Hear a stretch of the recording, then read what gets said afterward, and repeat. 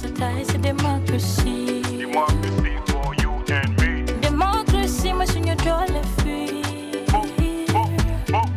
Keep a connect Gambian free. Gambian, yes, you and me. Sani kata mwelunyu. Lunyu wafi. Sani kata mwelunyu. Lunyu wafi. Sani kata mwelunyu.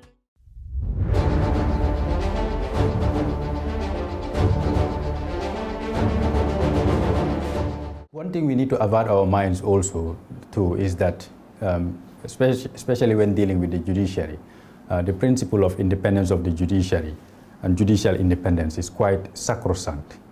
So it's not something that should be taken lightly. And the reason is purely simple. Judges are called upon to perform a very important, fundamental, but ultimately difficult task, especially in a small and close-knit society such as ours. So because of that, it is very important that a very high degree of protection and security is provided, both in terms of tenure and in terms of conditions of service. So it is for that reason that judges are normally not easily removed from their positions. But this doesn't mean that they cannot be removed at all. No, there is mechanism within the Constitution, a very elaborate mechanism that involves the executive and the legislature as far as the removal of judges is actually concerned.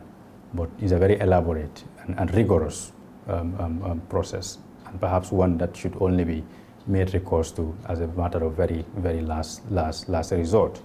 On the issue of the legislature, yes, the legislature have the power to actually pass what we call a vote of censure against a cabinet minister if they believe that perhaps you are in contempt of parliament or something that could be equated to that.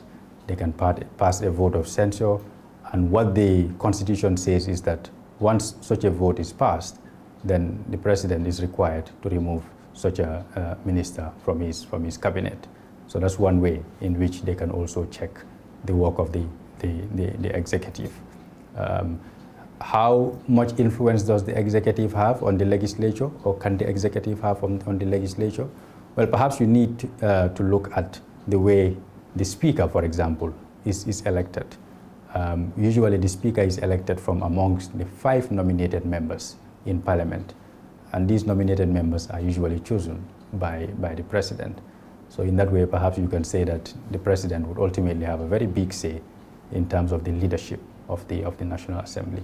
So these are all indicious. These are all signs of how the principle of checks and balances actually plays out, and how it helps safeguard the integrity of public institutions in this country and beyond. Because these are global and universal concepts and principles, standards.